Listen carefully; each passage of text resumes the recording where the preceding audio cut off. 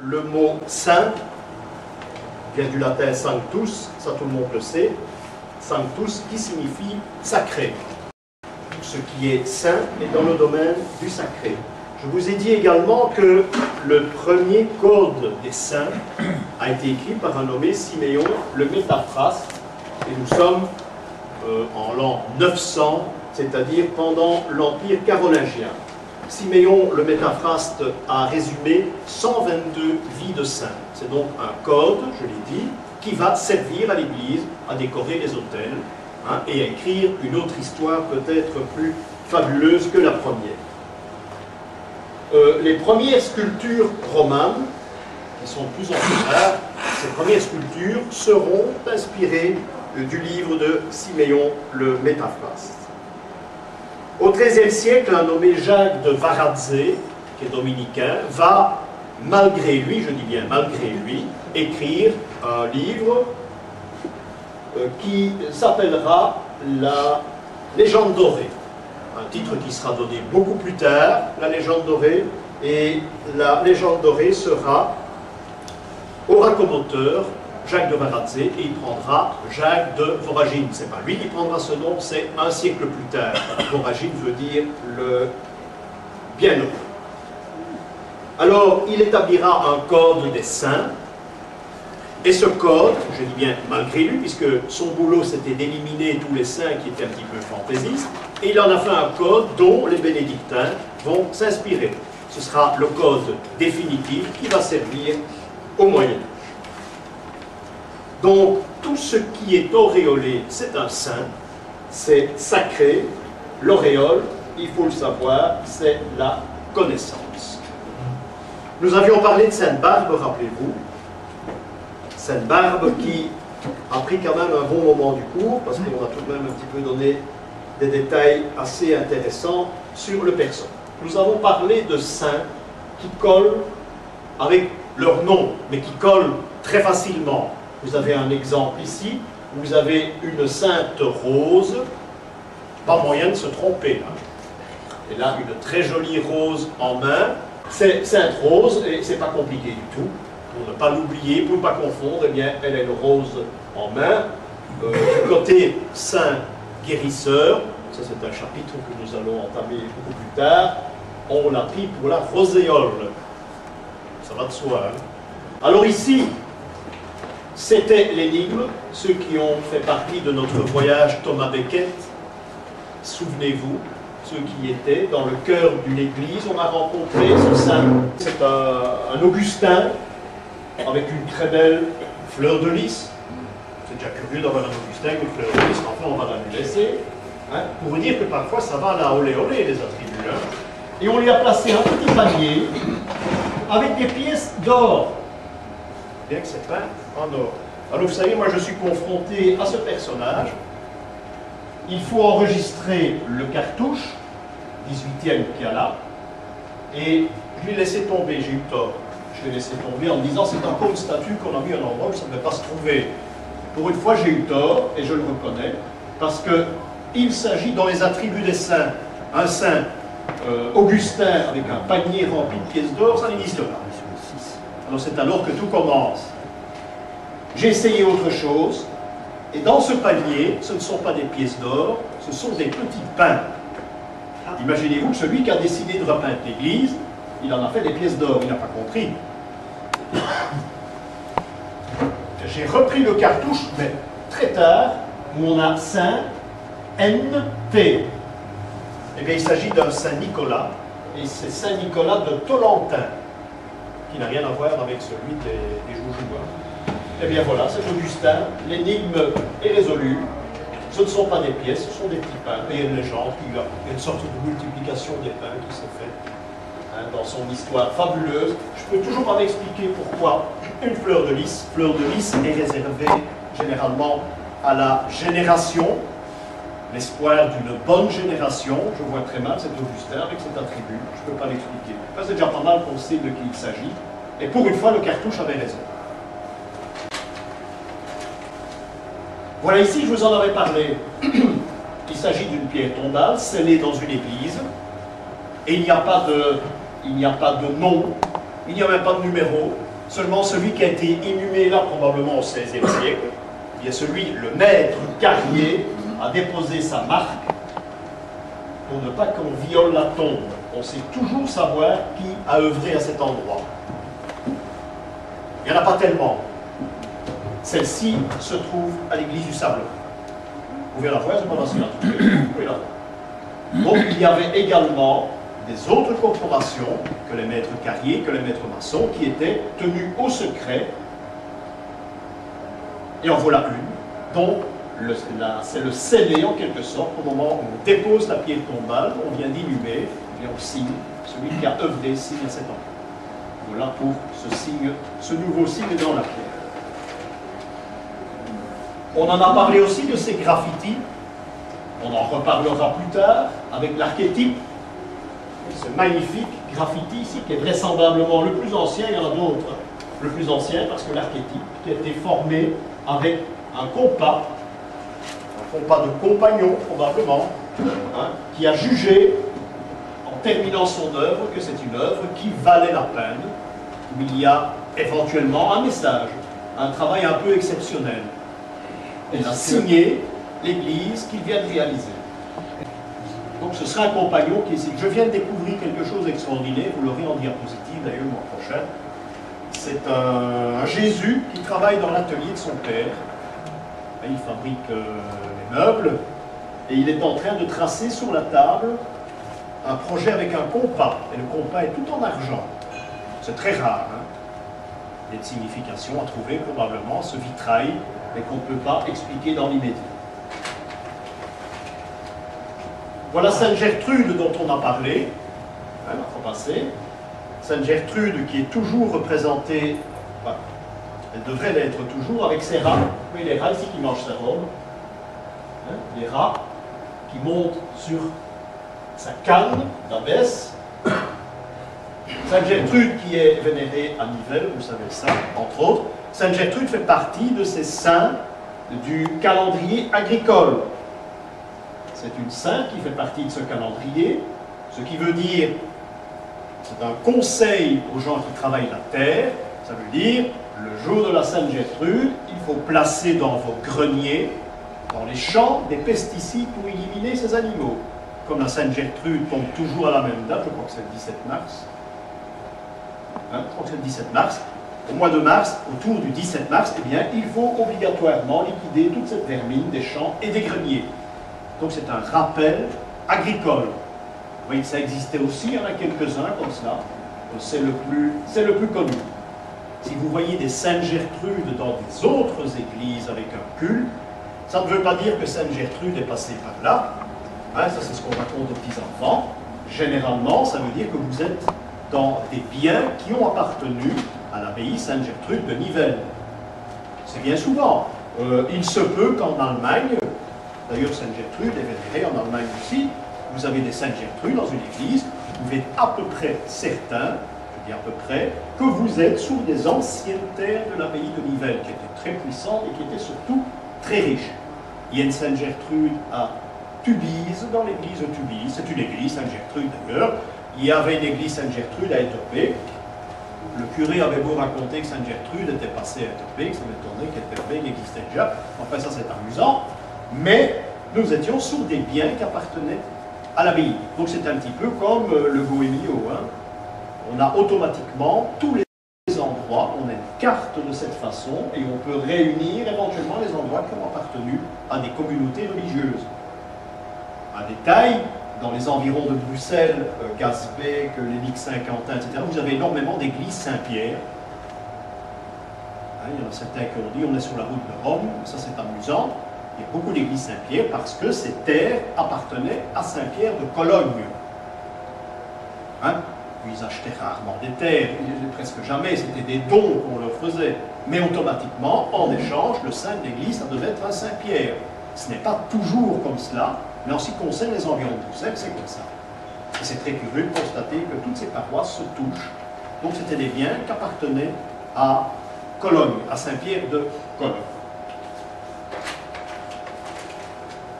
Alors voilà une autre sainte, et c'est par là qu'on devait terminer la fois passée, au dernier cours, c'est Sainte Gudule. Sainte Gudule, qui est notre patronne nationale bruxelloise, et comme Sainte Geneviève, comme Sainte Orbi également, Orbi d'Andenne, eh bien, dans le fond, c'est la même personne, mais son nom change d'après les endroits où vous vous rendez. Ce sera Sainte Orbi, Sainte Odile, parfois aussi en Alsace, hein, Sainte Geneviève à Paris. Ces saintes ont les mêmes attributs, c'est-à-dire soit un cierge, soit une lanterne que le diable éteint, et qu'un ange, mais il n'est pas là, rallume.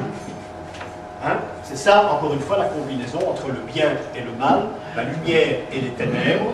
C'est cette présentation d'une sainte qui se promène avec, qui apporte la lumière, et le diable essaye de l'éteindre. Et l'ange la rallume.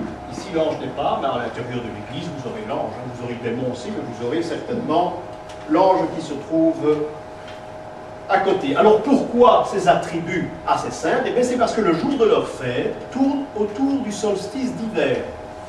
Le solstice d'hiver se termine le 24-25 décembre, c'est la Noël. Hein. Les jours vont renaître, ces saints auront leur fête tout au début du mois de janvier. Ce que veut dire Lucien, c'est lux, c'est la lumière.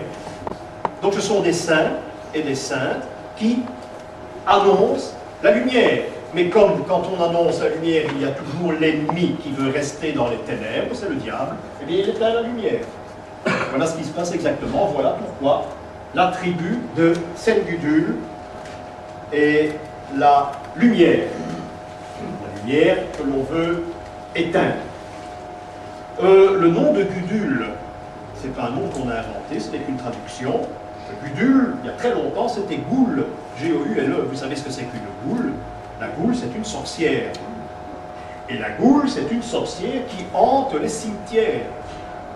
Alors l'histoire de la goule est très simple. La goule se promène dans les cimetières. S'il y a un profanateur de tombe, automatiquement, elle condamne le profanateur à avoir le même visage que celui qui a été enterré. Ça, c'est le travail de la goule. Donc, elle veille, elle n'est pas malveillante, non. Elle veille sur les cimetières. Voilà pourquoi elle est devenue la patronne des cimetières carolingiens. Lorsque vous avez une sépulture d'un membre de la famille de Charlemagne, bien souvent, vous avez caché dans un coin une statue dans une chapelle, dans les stalles, vous avez toujours une Sainte Gudule. Et on rencontre notre Sainte Gudule en Prusse, par exemple. Si vous m'accompagnez à l'abbaye de Prüm au mois de juin, je vous montrerai une Sainte Gudule qui est là. On peut se demander, mais qu'est-ce qu'elle fait à cet endroit? Ben, on vous explique que, je vous expliquerai simplement qu'il s'agit d'une sépulture d'un empereur carolingien, hein, à Prüm, quand c'est Lothaire, l'empereur Lothaire. Et pour garder sa sépulture, on a placé une Sainte Gudule. Donc voilà tout ce que l'on peut trouver autour d'une sainte. C'est un peu différent de Sainte Barbe la fois passée, hein, c'est un peu différent, mais les attributs sont également parlants. Bon, eh bien on en vient au sujet d'aujourd'hui, c'était l'introduction. Oui, je voulais dire une chose aussi. Avant de commencer, nous allons étudier la structure d'une phrase. La structure d'une phrase, c'est, en deux mots, vous vous placez devant une cathédrale et vous devez lire ce qui se passe. Et vous devez comprendre ce que l'artiste ou les artistes ont placé à ces différents endroits et à qui s'adresse ce message. Voilà ce qu'aujourd'hui nous allons essayer ensemble. Nous allons essayer de retrouver tout ça. Pour notre grand malheur, il y a eu les guerres, il y a surtout eu les hommes d'abord, les guerres de religion, les révolutions, et les statues, eh bien, dans les églises romanes, elles disparaissent de plus en plus. De temps en temps, dans un musée, on en rencontre une, par chance, mais généralement, ce sont des copies. Et ce sont malheureusement beaucoup de mauvaises copies. N'allez pas à l'église Sainte-Gudule, qui n'est pas une cathédrale d'ailleurs, n'allez pas à l'église Sainte-Gudule essayer de retrouver des messages anciens, il n'y en aura pas. Sainte-Gudule est une église récente. Elle est devenue cathédrale, mais ce n'est pas une cathédrale, hein, c'est il y a 25-30 ans. Non, pour moi, ce n'est pas une cathédrale, c'est une collégiale. c'est une collégiale, mais on ne trouve rien comme message pour la bonne raison que c'est une église qui a été complètement refaite d'abord en 1900, tout ce que vous voyez du 1900. Les statues ne sont pas à leur place, et quand je dis pas à leur place, il faut savoir qu'à Sainte-Gudule, il n'y a jamais eu de statue. Tu dois raconter ça parce que ça vaut la peine. Il n'y a jamais eu de statue. Non, mais c'est pas méchant ce que je fais, je crois que c'est utile. Vous êtes devant Sainte-Gudule, il n'y a jamais de statue. Prenez des dessins, des lithos de Sainte-Gudule dans les années au milieu du 19e siècle, vous ne verrez pas de statue, il y en a une seule. Tout le reste n'existe pas. À l'intérieur de l'église, tout a été détruit également. Il faut savoir qu'au XVIIIe siècle, on a décidé qu'il y a une mode du rococo partout, et à l'intérieur de notre collégiale, eh bien, on a plâtré le tout avec des coquilles et des mouvements, des draperies, etc. Il y a des lithographies qui représentent l'église Sainte-Gudule de cette façon-là. Donc on a tout caché, mais pour tout décaper après. Après Bonaparte, on ne voulait plus ça. Vous imaginez le travail. Et puis on a cassé n'importe quoi. Hein, on n'a pas rétabli l'ancien. Donc ne partez pas pour argent comptant, ne suivez pas les touristes. Hein, qui regardent l'extérieur, l'intérieur, il y a peu de choses intéressantes, il n'y a surtout aucun message, pratiquement. Parce que ce n'est pas une cathédrale non plus, il faut tenir compte de cela aussi. Donc voilà, pour Sainte-Gudule, moi quand je vais à Sainte-Gudule, faire visiter, c'est pour voir les vitraux. Je me fais chaque fois rabrouer, mais enfin ça ne fait rien, parce qu'on n'a pas qu'on raconte cette histoire de juifs qui ont été brûlés à Bruxelles, et la dernière fois que j'y étais, j'ai ramassé un savon, donc on ne peut pas dire ça. Il y a autre chose à dire, on m'a dit, ah, moi je viens pour ça, je ne sais pas qui était avec moi. Le jour où on a fait cette visite, à Sainte-Gudule, là on m'a dit autre chose à dire. On m'a dit, pour ça uniquement, je viens pour rien d'autre. Donc vous voyez qu'on ne peut pas parler, mais enfin ça c'est quand même important, il faut savoir ça aussi. Donc, voilà ici l'exemple d'une église romane, mais à part la tête du saint là-bas, c'est pas vu ça, c'est la Révolution. On ne saura jamais de qui il s'agit parce qu'on voit très mal la tribu, mais ça m'a l'air d'être une coupe. Mais ce serait peut-être un Saint-Jean. Enfin bon, on ne va pas rentrer dans les détails. Donc, vous devez pouvoir, avec cette structure, lire une phrase symbolique. Ici, c'est un jugement dernier. Hein. C'est un jugement dernier, mais alors là, dans tous les sens, on y a mis vraiment le paquet. Hein. On a mis l'enfer, c'est un immense chaudron. On voit même les flammes, c'est magnifique. Hein. Et ça, c'est du Moyen-Âge. Il y a des rois, il y a les évêques, le diable qui les enchaîne. Et de l'autre côté, on va vers le ciel. Et on a ici un personnage qui a un beau drap devant lui, avec trois petits personnages qui sortent. C'est Abraham. Abraham, c'est l'élu des élus. Il présente donc son écharpe avec les trois élus. Donc c'est le côté paradis. Au-dessus, il y a les tombeaux qui s'ouvrent, etc. Toute l'histoire est représentée là. C'est pas très compliqué lorsqu'on connaît un petit peu l'histoire du jugement dernier. Toutes ces scènes sont décrites avec beaucoup de précision dans l'Apocalypse. Nous aurons également au moins 2 cours sur l'analyse complète de l'Apocalypse, image par image, que vous recevrez, hein, parce que ça ne sera pas une partie de plaisir pour moi non plus. Hein. Donc, c'est pas simple du tout. Donc, dans le langage symbolique, comme dans les phrases que vous écrivez, eh bien, il y a des phrases symboliques. Ces phrases symboliques existent, nous allons les voir ensemble. Donc, qu'est-ce que c'est qu'une phrase? Vous le savez, vous avez appris ça en primaire. C'est une association de mots ensemble, de mots ou de signes qui vont former nos phrases symboliques. Comment connaît-on encore ces phrases symboliques? Eh bien, c'est très simple. C'est à la fois simple et compliqué. C'est que l'Église ne connaît plus rien. Hein. On ne peut pas demander au curé comment ça se déroule. Là, il va vous dire que c'est un jugement dernier, mais à condition qu'il le sache. Hein? Et qu'il y ait un curé aussi. Enfin, généralement, il est mieux de se cacher, généralement, et c'est bien dommage. Hein. C'est bien dommage. Comment connaît-on encore le système de la phrase symbolique? Eh bien, c'est grâce à l'héraldique. Et c'est la raison pour laquelle je me suis dit, on va anticiper, on va faire pendant 1 mois de l'héraldique. L'historique d'abord, parce qu'on ne peut pas faire l'historique. Hein, on a commencé par l'historique et la théorie après. Parce que l'héraldique est une science qui est un petit peu à part de la symbolique, mais qui est d'une précision extraordinaire, comme toutes les sciences d'ailleurs. Et l'héraldique n'a pas changé. depuis qu'il existe, au XIIe siècle, mais l'héraldique n'a pas changé. Et le langage a été conservé dans les cathédrales. Ce qui veut dire que c'est grâce à l'héraldique que l'on connaît encore la façon de procéder pour déchiffrer les cathédrales. Sans ça, le message était perdu pour toujours. Les couleurs ont énormément d'importance en symbolique, puisque chaque couleur a son message. Chaque couleur a sa représentation. Chaque couleur provient d'une planète.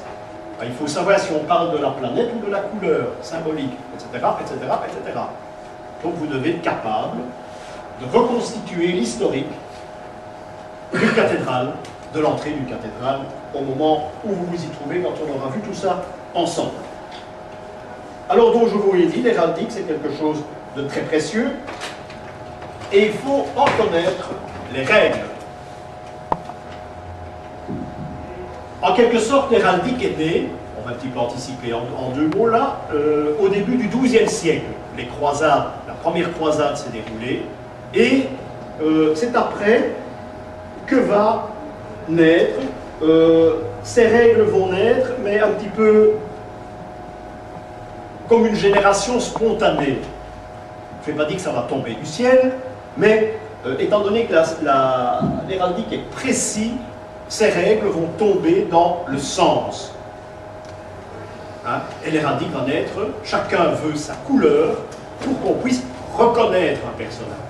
Donc, je vous donne un exemple ici. Son blason, on ne peut pas se tromper si on veut le reconnaître. Si vous allez à Rome, vous visitez Rome, vous n'aurez pas de nom de part dans les édifices. Hein? Si vous voyez ce blason, vous pouvez être certain que c'est le Clément X en question qui a soit inauguré, soit consacré une église, ou qui a fait construire un palais également. Il n'y aura pas de nom, vous devez connaître l'héraldique. C'est un exemple. Je vous parlais de couleur tout à l'heure. La couleur de ce blason, le fond du blason, le champ, est de couleur bleue, et les petites étoiles à 8 branches sont couleur argent. Donc vous voyez, vous ne devez pas avoir, vous ne devez pas avoir des blasons peints, absolument pas. Automatiquement, vous devez retrouver les couleurs. Couleurs qui peuvent avoir un rapport avec une cathédrale, par exemple. C'est l'azur. La ligne, c'est l'azur. Donc, en langage héraldique, eh bien, c'est un blason, c'est d'azur à 3, 4, 5, 6 étoiles d'argent à 8 branches, placées 3, 2, 1. Ce qui veut dire que si je vous dicte, si vous pouvez la dicter, d'azur, à 8 étoiles, à 6 étoiles à 8 branches d'argent, placé 3, 2, 1, vous devez pouvoir dessiner ce blason sans voir ça. Voilà, ça c'est l'héraldique. Donc vous voyez l'importance que ça a dans le domaine de la symbolique. Alors, je vous en montre un autre, mais on ne va pas s'amuser avec ça. On ne va pas s'amuser, Innocent 11, c'est un autre, ça devient très compliqué. Pour vous dire qu'il y aura, en symbolique, comme on l'a créé en héraldique, il y aura un langage à changer. Ne croyez absolument pas que l'héraldique est né dans l'Antiquité, c'est absolument faux. On n'attribue pas des couleurs, on ne donne pas d'attributs aux personnes à cette époque-là. C'est né donc immédiatement après la première croisade.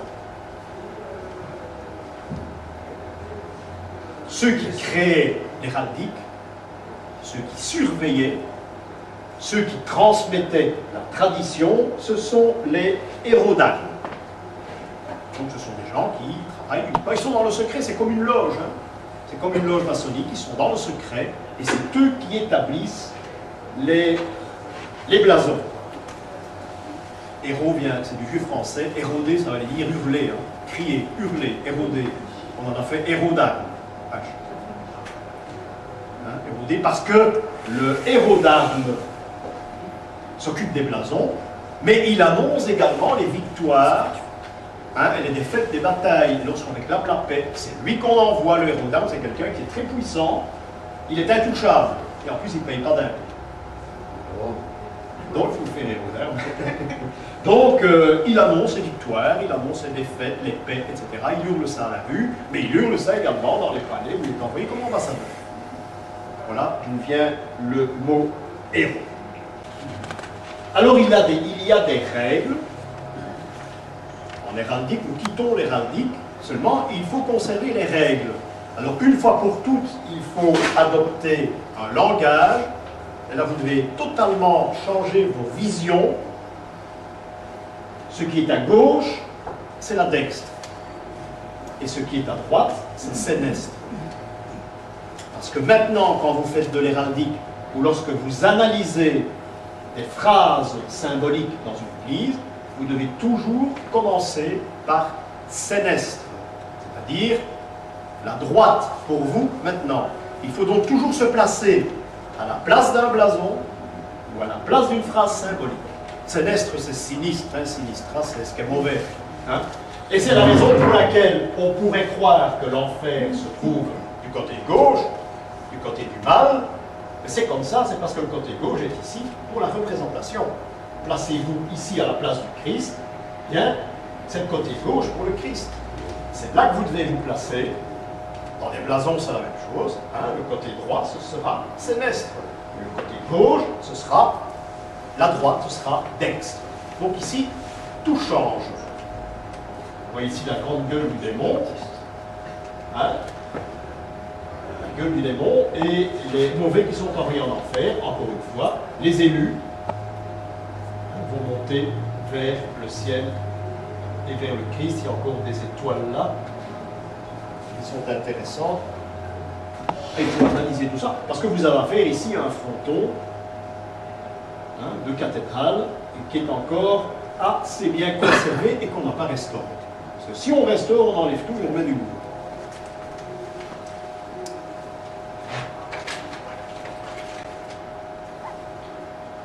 Donc, la droite et la gauche, je vous l'ai dit, c'est par rapport à nous.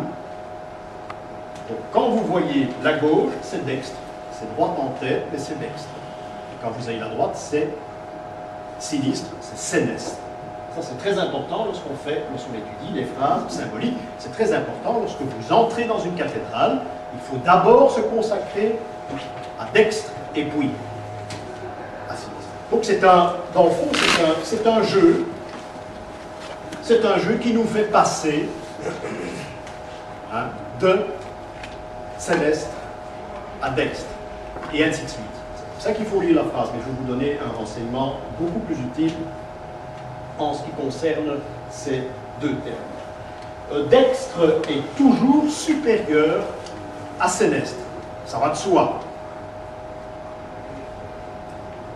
Le haut aura toujours plus d'importance que le bas, puisqu'on va de bas en haut quand on lit. Par contre, en héraldique, là, il y aura des changements, mais on ne va pas anticiper là-dessus maintenant. Donc ça, c'est pour la lecture. On arrive toujours vers le haut. Vous l'avez vu tout à l'heure. Hein, la scène principale, c'est la crucifixion. Elle se trouve tout en haut.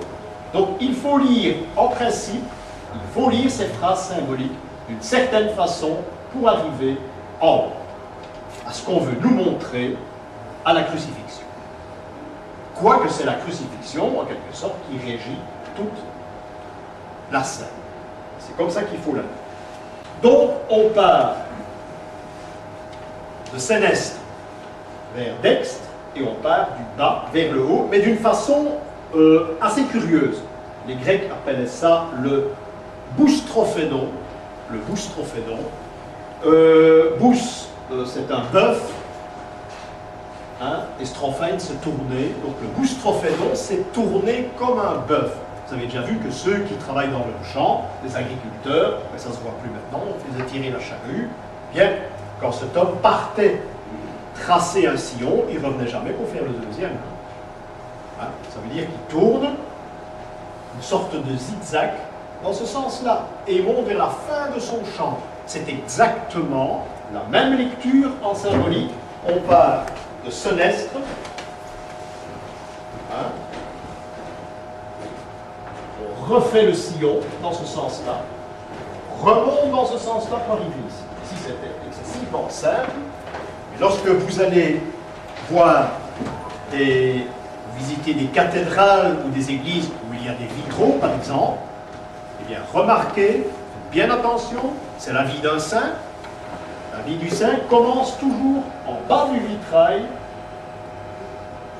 à sénestre. Et vous remontez comme un bœuf dans son champ, gauche, droite, et vous arrivez tout en haut. c'est le point culminant de la vie du saint. Et voilà comment il faut lire. Si jamais il y a des erreurs, et ça arrive souvent, c'est que le vitrail a été démonté et mal remonté. Alors ça se mélange un peu, ils ne savent plus très bien ce qu'ils ont fait. Bon, mais ils ont fait pour le mieux. Et ça, c'est la lecture d'un tympan, c'est la lecture d'un vitrail, c'est faire le travail d'œuf dans son champ. Le boustrophédon. Donc c'est une sorte de zigzag. Vous avez remarqué que les Hébreux, les Arabes, leur livre commence à la fin. Curieux. Regardez le début. Alors, à l'entrée d'une cathédrale, ce qui est le cas ici, vous devez toujours avoir un avertissement. Ça veut dire que vous devez regarder et automatiquement, on va vous indiquer, il y aura toujours une sculpture qui va vous indiquer si cet endroit s'adresse à vous. Par exemple, ce que vous devez y faire, comment vous devez faire dans cette église, comment vous devez travailler, quels sont les personnages que l'on ne veut absolument pas. Voilà ce que c'est que le début d'une phrase symbolique dans une cathédrale ou dans une grande église. Vous avez le cas ici. Voilà un personnage ici, la bouche ouverte, il hurle et il est attrapé par 2 démons. C'est un message, c'est un avertissement qui veut dire très simplement le mauvais, le méchant, eh bien, on n'en a pas besoin ici, voilà ce qui peut lui arriver. Vous allez rencontrer ça de temps en temps, qui veut dire que c'est la première chose que l'on doit regarder dans une église. Vous vous placez devant la porte, il y en a toujours 3, la séneste, hein, vous regardez, c'est de là que commence la phrase symbolique.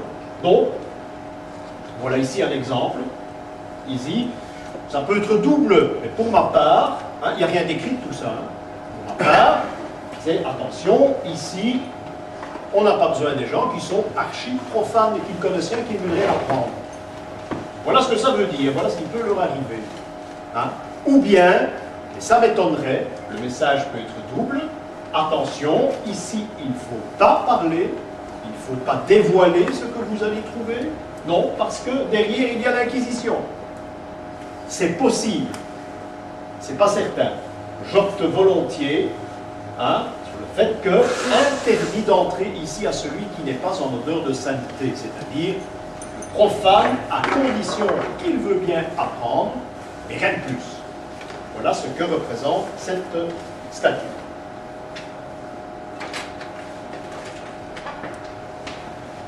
Voilà ici, vous connaissez tous les gargouilles. Les gargouilles, en quelque sorte, c'est le mauvais, c'est le méchant, ça rejoint un petit peu ce que je viens de vous montrer. Et les gargouilles tournent toujours le dos à l'édifice. Hein, ce sont des sortes de monstres, mais qui sont toujours tournés vers l'extérieur. On a dit qu'ils représentaient les vices, c'est tout à fait faux. Ça n'a absolument rien à voir, mais c'est une formule de facilité. Ce sont les vices. Hein, on raconte aussi que ça chasse les mauvais esprits qui éventuellement rôdent dans l'église, tout à fait ridicule. Hein, en quelque sorte, c'est un avertissement. Ça veut dire celui qui n'a rien à faire ici, qui n'entre pas. Celui qui ne sait pas, celui qui ne va pas à la quête de quelque chose précis, il n'a pas besoin d'entrer ici. Ce n'est pas sa place. La porte lui est ferme.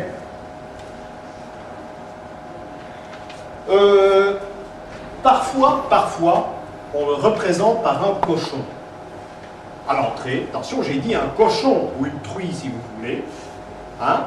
C'est pas un sanglier, c'est pas celui qu'on appelle le cochon de Saint-Antoine. Hein? Ça, c'est un animal sacré. C'est le cochon, hein, celui que l'on connaît à peu près de nos jours. Eh bien, parfois, il se trouve à l'entrée, parce que n'oubliez pas qu'il y a une phrase que j'ai déjà citée d'ailleurs, ne jetez pas vos perles au cochon. Ce qui veut dire, hein, les renseignements que l'on trouve ici, l'enseignement que l'on pouvait trouver, eh bien, c'est pas pour n'importe qui. C'est pas pour n'importe qui. C'est réservé à certains, à une élite. C'est plus rare, mais parfois il y a un cochon. Je crois que j'ai un exemple ici assez extraordinaire. Regardez ceci. ça vient de Notre-Dame de l'Épine en Champagne. Vous avez ici, ce n'est pas un cochon, c'est le cochon sauvage de Saint-Antoine, et il est initié, c'est une truie, regardez le petit qui va téter, hein, et la truie joue de la harpe. Ça veut dire qu'elle est initiée, ce n'est pas un cochon, c'est une lée, c'est-à-dire la femelle du sanglier, du porc sauvage. Et pour immortaliser cette représentation, on lui a placé donc une lyre, elle sait, elle peut lancer le message, en dessous il y a une gargouille qui fait juste le contraire. C'est de là que vient, en termes de poésie, un lait. Dans le fond, ici, en quelque sorte, on fait penser un poème chanté, un poème lyrique éventuellement, qui est représenté par cette lait qui va donner son nom, un terme poétique. C'est une petite statue extraordinaire qui est ancienne, qui se trouve à Notre-Dame de l'Épine. Donc, c'est l'harmonie. Par contre, en dessous, là, évidemment, on dit entrée interdite. Ici, c'est pas pour vous. Il y a plusieurs sortes de profanes, je vous l'ai dit. Il y a surtout le profane intégral, celui avec qui on peut absolument ne rien faire. Le profane intégral, c'est celui qui met son nez partout et qui se fout de tout, qui ne comprend pas, il ne comprendra jamais parce qu'il fait la bête, comme on dit. Et ici, vous avez ce profane intégral. Hein? C'est encore un avertissement, avec tous des monstres hein, qui ont des sens très différents. Et vous l'avez ici, c'est un singe. Il est là, le singe c'est vraiment l'animal. Il a des toutes petites oreilles que l'on ne voit même pas. On a vraiment été méchant avec lui ici, on ne voit même pas ses oreilles. C'est-à-dire que les oreilles sont tellement petites qu'il ne peut pas comprendre, il ne peut pas assimiler. Tout contraire de l'âme qui lui a de très grandes oreilles et qui peut assimiler. Encore une cathédrale ici où, encore une fois, hein, du côté sénestre, vous devez rentrer dans l'église du côté sénestre, il y a l'avertissement. Ne faites pas comme celui-là, inutile d'entrer ici, inutile de déchiffrer ce qui va suivre. Parfois il est remplacé par un fou, j'en ai vu un seul et je ne l'ai pas photographié, il y a très longtemps. Le chemin de Compostelle est très riche en découvertes de ce genre. Il n'y a pratiquement que ça. Mais qui va à la recherche de ces découvertes? Ça, c'est le problème. Quand on va à Compostelle, on prend un bâton, une gourde et on marche. Ça ne suffit pas. Hein. Ça ne suffit pas, il faut voir tout ce qui vous entoure à Compostelle. C'est inimaginable ce qu'on peut trouver sur la route de Compostelle. Mais il ne faut pas aller uniquement pour marcher. Marcher, c'est très bien. Mais il y a des choses uniques. Et la plupart des photos que vous allez voir tout au long de cours sont extraites de cet album de Compostelle. Donc voilà pour le singe. Vous voyez ici quelque chose d'étonnant. C'est encore un accueil dans la cathédrale, mais ici on a un âne avec les grandes oreilles. Voilà, le voilà, on vous annonce ici. Et regardez bien, vous entrez dans une cathédrale, il faut chercher l'âne. On annonce ici que le profane peut rentrer, il doit rentrer pour apprendre. C'est ici qu'il faut venir. Voilà ce âne superbe qui attend l'entrée de ceux qui vont aller s'initier dans l'église.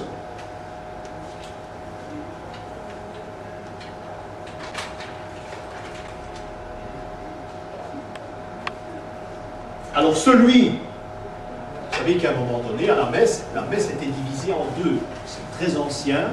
La messe était divisée en deux, ça veut dire que tout le monde allait à la messe jusqu'au moment où le prêtre terminait son sermon.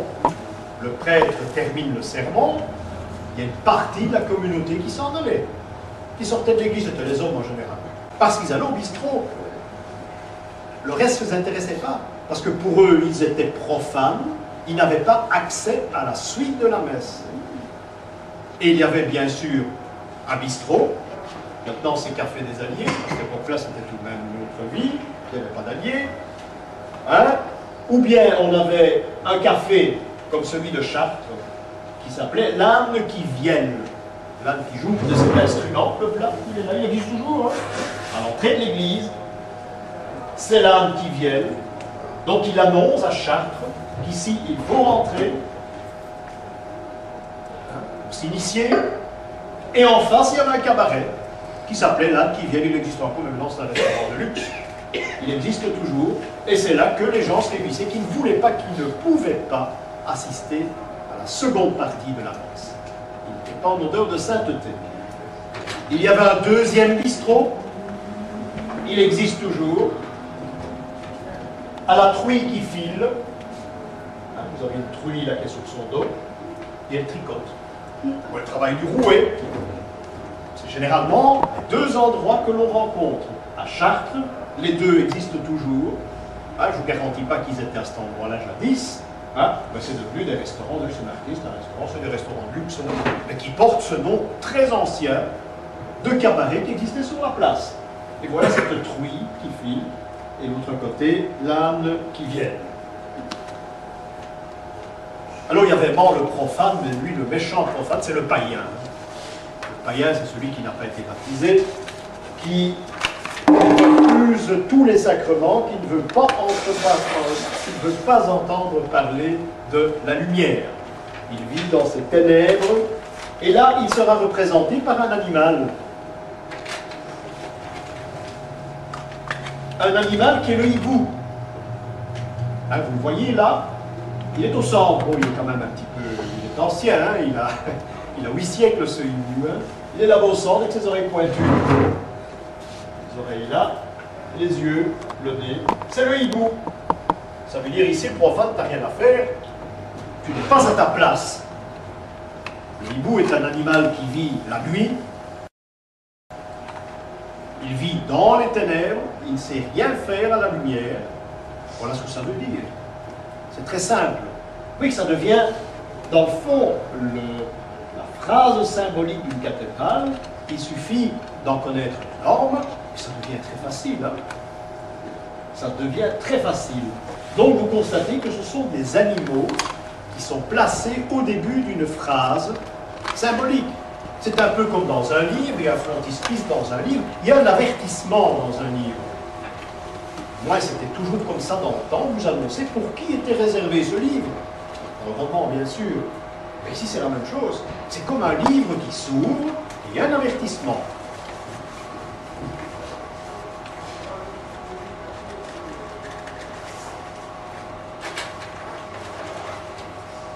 Je l'ai dit, il y a également le fou que l'on rencontre. Je lui ai dit, j'en ai vu un, et il était tout de même assez abîmé, mais je n'en ai vu qu'un, mais jadis, il devait y en avoir. Dans le fond, le fou est assez ambigu. Ça peut... C'est l'apprenti, dans le fond. Il peut à la fois apprenti et profane. C'est-à-dire, il ne sait rien, mais il voudrait s'il pouvait. C'est-à-dire qu'il a un bonnet, avec de longues oreilles, avec des petites sonnettes. Ça veut dire qu'il y a quand même quelque chose dans sa tête quand il est comme ça. Il est un peu comme l'âme, mais tout en rigolant.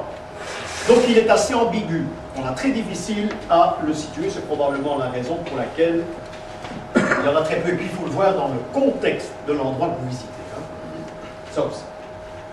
Ceci est très intéressant. Ça, c'est supérieurement intéressant. Je crois que ça a été pris à Zibiri en Espagne. Je ne vais rien dire parce que je peux me tromper. Mais ça, c'est superbement intéressant parce qu'il s'agit d'un visage d'homme. Avec une paire de lunettes, ici au Moyen-Âge, hein, et de longues oreilles. Ce qui veut dire qu'ici, il faut faire référence à l'âne d'Apulée. Nous en parlerons beaucoup plus tard de l'âne d'Apulée. L'âne d'Apulée, c'est un homme qui a demandé conseil à une sorcière. La sorcière lui a donné un onguent. Il a revêtu son corps complet avec cet onguent et s'est transformé en âne.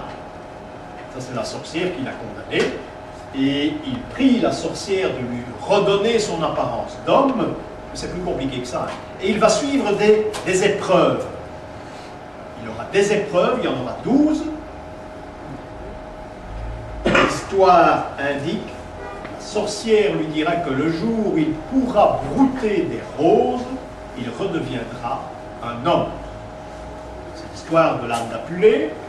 L'homme va faire les travaux, un peu comme Hercule, et comme toute cette quête de chansons de gestes au Moyen-Âge aussi, il sera à la quête de redevenir homme. Il va brouter des roses. D'ailleurs, l'âne est le seul animal qui peut brouter des épines. C'est curieux aussi, ça. Il va brouter les roses et il va devenir homme. Alors ici, devenir homme, ce n'est pas une transformation humaine, c'est trop simple, c'est être initié, c'est avoir la connaissance. Ici, on a tout cela avec un portrait sculpté. Les oreilles d'âne se sont transformées en visage d'homme. Il a à nouveau son ancienne apparence, et en plus il est initié, il porte les lunettes, c'est rarissime. On a ici toutes les étapes qui sont résumées dans cette sculpture. Lorsque vous voyez des tableaux du Moyen-Âge, il y en a quelques-uns, bien vous avez parfois des maîtres, des prêtres, des écrivains qui sont représentés avec des lunettes. Pas tellement, mais il y en a. Vous pouvez me faire confiance, ce sont des personnages qui ont été initiés. Ce sont des très grands savants, des très grands docteurs, et qui vivaient en quelque sorte dans une autre dimension que la nôtre. Donc les lunettes ont énormément d'importance. Dans le fond, ça résume toute l'histoire de l'art d'après.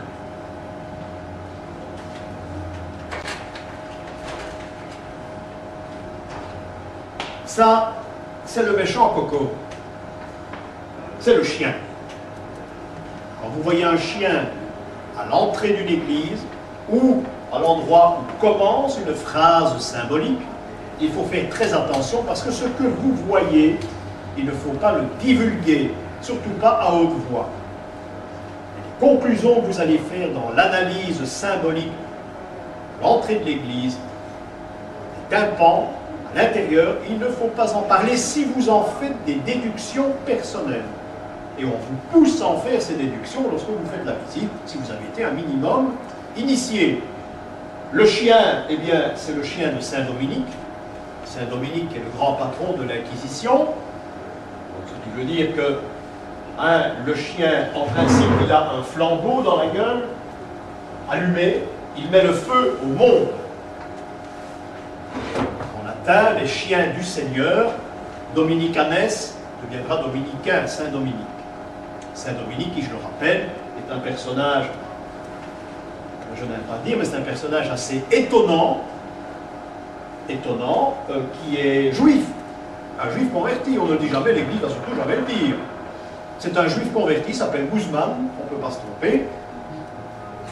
Il s'est converti, il est devenu dominicain, et pourquoi le pape l'a accepté pour être le grand patron de l'Inquisition? Mais il connaissait la musique. Étant juif, il savait un petit peu comment ça se déroulait, comment on attaquait ses amis. Alors lui, il était au courant de tous les jugements, etc. C'était vraiment le monsieur qu'il fallait. Vous avez le chien qui a la patte sur le monde, et il va mettre le feu au monde. Ça, c'est le symbole même de l'Inquisition. Lorsque vous avez un tableau qui représente un Saint-Dominique, il y aura 9 chances et demie sur 10 qu'il y aura son chien avec le flambeau qui ici a disparu depuis bien longtemps. Le flambeau, il se casse à la fin. Un chien qui a l'attitude d'un lion, d'ailleurs. Vous savez qu'à une époque, il faut faire très attention. On ne savait pas exactement comment étaient représentés ces animaux. Les sculpteurs, les peintres ne s'intéressaient très peu à la zoologie. Et curieusement, à la flore, ils étaient plus spécialisés. Mais dans la zoologie, on présente parfois des animaux un petit peu n'importe comment. C'est parfois cocasse à la fois et difficile lorsqu'on les représente avec les différents apôtres. Par exemple, on confond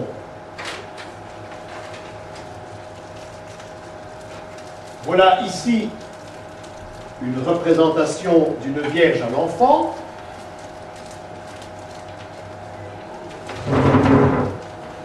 La statue est nouvelle, même si on ne peut pas tricher. Ça se trouve à Anderlecht, place de la Vaillance. Vous avez ici ces feuilles de chou. Donc on a parlé feuilles de chou, que je vous l'ai dit la fois passée, les historiens de l'art prétendent que c'est Brabançon. Ce sont des gens qui n'ont jamais voyagé. Dans le nord de l'Espagne, vous avez exactement le même problème. Feuilles de chou parce que ça nourrit des animaux qui sont initiés et qui vont vous servir de guide. Lorsque nous ferons planètes, par exemple, nous apprendrons que tout le système du cosmos et des planètes est résumé dans cette statue, uniquement. Tout le cosmos se trouve là comme on le voyait au Moyen-Âge. Cette statue date des années 1900. Il serait d'ailleurs très, très curieux de voir l'ancienne, parce que l'ancienne doit avoir une rampe tout différente, et c'est à ça que l'on reconnaît les statues de l'époque ogivale et romane, c'est que les drapés sont différents, parce que les drapés avaient leur importance. Les endroits où se coupaient les draperies avaient une importance médicale souvent. Donc ici, vous imaginez bien qu'avec une statue 1900, c'est beau, mais on ferme les yeux, on ne peut rien dire. Et si je vous montre cette photo, c'est simplement pour vous montrer que les feuilles de chou existent et on les trouve, on en trouve chez nous, on en trouve partout. Alors voilà l'animal que l'on va retrouver dans les feuilles de chou, c'est l'escargot. Il est là, c'est l'escargot, il est sur sa branche, il va rogner les feuilles de chou. L'escargot est un animal, quand vous le retrouvez à l'entrée d'une cathédrale, ça veut dire qu'ici il y a moyen de s'initier, mais il faut aller doucement, très doucement, sinon on ne comprend pas. L'escargot est un animal qui est doublement initié, pour la bonne raison que lui n'a pas d'oreilles, mais il a de grandes antennes. Et de plus, et ça c'est plus important, il a une coquille sur le dos, et cette coquille représente un labyrinthe. Donc vous voyez l'importance d'un animal sur lequel on marche, on fait attention, c'est l'escargot. Donc, comme l'âne, il a non pas des oreilles, mais de grandes antennes, il mange les feuilles de chou qui représentent les feuilles de chêne. Ça a la même valeur. Donc en mangeant les feuilles de chêne, il se nourrit. Il s'initie parce que le chêne, représenté ici par le chou, est l'animal de l'arbre de la connaissance. N'oubliez pas que c'est dans le chêne, sous le chêne, que les druides parlaient, s'adressaient aux gens. Alors voilà ici une chose assez extraordinaire aussi, parce que malheureusement c'est abîmé, stalle d'une église, d'une cathédrale, où on a un renard qui est en train de manger la poule devant. Le renard c'est dangereux, c'est l'inquisition, c'est comme le loup, c'est comme parfois le chien. La poule, eh bien la poule elle n'est pas maligne. Je crois qu'il n'y a pas plus bête comme animal qu'une poule. Ça caquette, ça raconte n'importe quoi, ça saute, ça ne s'est même pas volé, ça, en désert. Hein? Et sa caquette, ça parle n'a aucun sens, parfois ça a un sens, parfois ça n'en a pas. C'est un avertissement, ça veut dire attention, l'inquisition est là. Alors il faut se taire et écouter. Vous allez parfois voir, bon malheureusement c'est démoli, hein, c'est un renard qui mord l'arrière de la poule. La poule est partie par l'avant. Peut-être qu'ils étaient deux. Hein. On retrouve parfois ça dans des stalles, et parfois à l'entrée d'une cathédrale. C'est toujours en relation, généralement, avec des faits historiques qui ont pu se passer au même endroit aussi. Hein. Vous imaginez s'il y a une petite association d'ecclésiastiques qui était légèrement accusée d'hérésie, qui s'intéressait plus à ce qui se trouvait dans les messages d'une cathédrale plutôt qu'à ce qu'il devait faire normalement, c'est-à-dire l'office, et il y aura certainement ces représentations, en souvenir d'eux peut-être. Mais c'est que c'est un endroit où il faut faire très attention. Ces animaux, on ne les a pas inventés, au Moyen-Âge, c'est plus ancien, leur caractère propre existe depuis la création de l'ordre du Temple. Parce que ces animaux servaient également de phrases, de messages venant des Templiers. Chaque animal symbolique représentait un personnage. Ces animaux étaient placés les uns à côté des autres en dessin, en écriture normale, romane, et on devait décrypter le message. Quand on parlait par exemple du lion, eh bien le lion c'était le comte de Flandre, par exemple. Hein? Le renard c'était le Templier, par contre. C'est le roman de Renard, hein? Si vous le connaissez, vous retrouvez tous ces animaux dans le roman de Renard et qui portent un nom bien précis.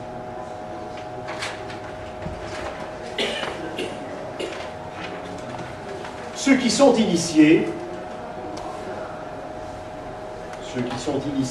eh bien, c'est généralement l'agneau que l'on va rencontrer, non pas seul, c'est très rare, mais avec un saint ou avec une sainte.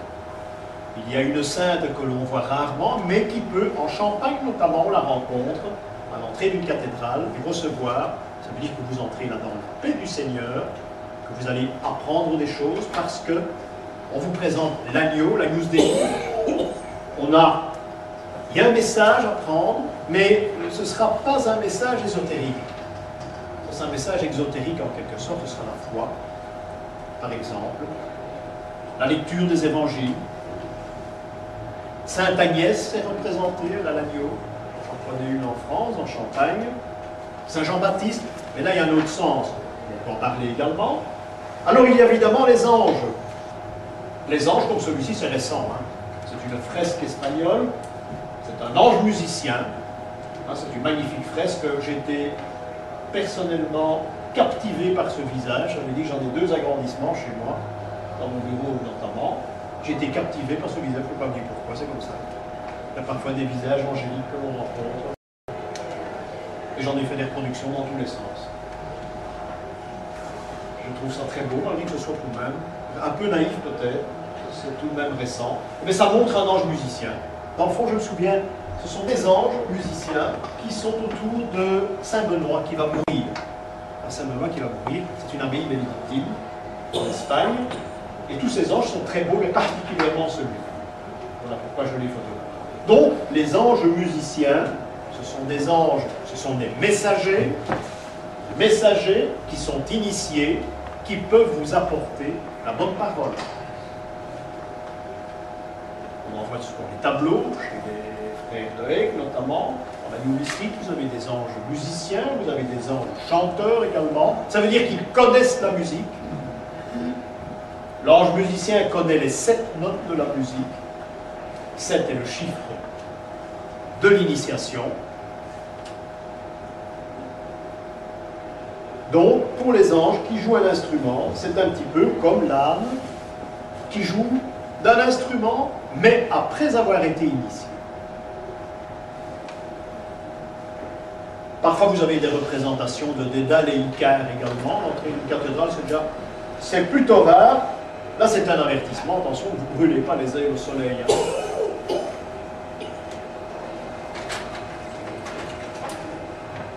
Voilà une représentation de Saint Antoine avec ce fameux cochon hein, qui est un sanglier, vous voyez ça, son groin et une crête assez épaisse hein, sur le corps. C'est donc l'animal initié qui n'a rien à voir avec le cochon, ne jetez pas vos perles au pourceau, c'est tout différent. Ici on a affaire à un sanglier, à mi-chemin entre le sanglier, c'est le compagnon de Saint Antoine. Il mange les glands du chêne, c'est comme l'escargot qui mange les feuilles de chou. Il mange les glands du chêne, ce qui veut dire qu'il est initié. Le chêne étant l'arbre de l'initiation. Très ancienne tradition celtique d'ailleurs. Ça, c'était... On peut retrouver ce tableau à Soigny.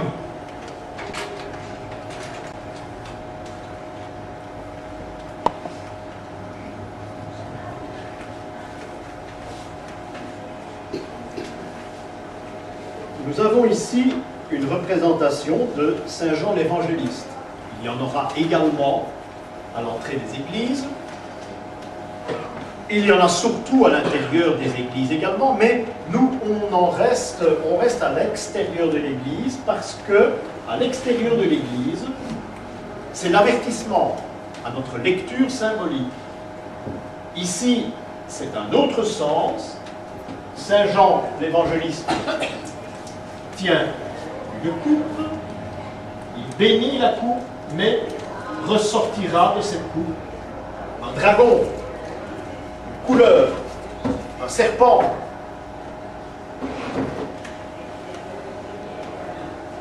C'est un message, ça veut dire que la connaissance, il ne faut pas en abuser, parce qu'elle peut être mortelle.